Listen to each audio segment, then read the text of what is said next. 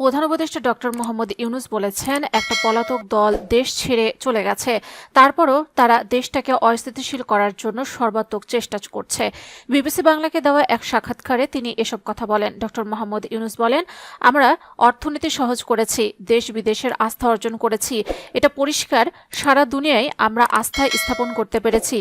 এটা কেউ প্রশ্ন করতে পারবে না যে আমি অমুক দেশের আস্থা অর্জন করতে পারিনি। যে দেশেই বলুন, তারা আমাদের উপর আস্থা স্থাপন করেছে। তারা বলছে আমরা অতীতে যা করি নাই তার চেয়ে বেশি করব এখন, যেহেতু আমরা দেখছি যে সুন্দরভাবে সরকার চলছে। এখন রাজনৈতিক দলের সঙ্গে ফাটলের বিষয়ে ডক্টর ইউনূস বলেন, রাজনৈতিক বক্তব্যের মধ্যে অনেক ফারাক আছে।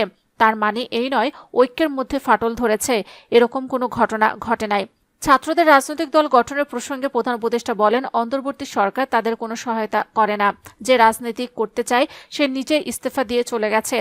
3 জন ছাত্র প্রতিনিধি ছিল সরকারের ভেতর। যিনি রাজনীতি করতে মন স্থির করেছেন তিনি ইস্তফা দিয়ে সরকার থেকে চলে গেছেন।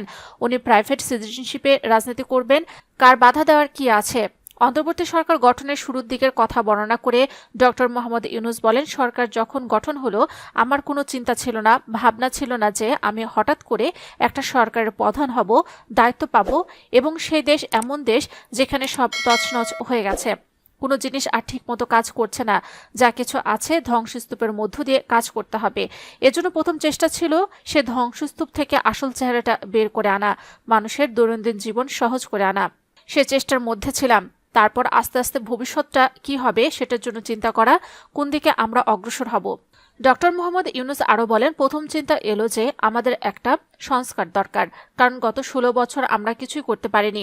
3টা নির্বাচন হয়ে গেল, ভোটারদের কোনো দেখা নাই। এই যে অসংখ্য রকমের দুর্নীতি এবং ব্যর্থতা, মিশরুল ইত্যাদি, সেখান থেকে দেশকে কিভাবে বের করে আনা যায় সেজন্য প্রাতিষ্ঠানিক সংস্কারগুলো করতে হবে। তাই আমরা প্রথমে সংস্কারের কথা চিন্তা করলাম।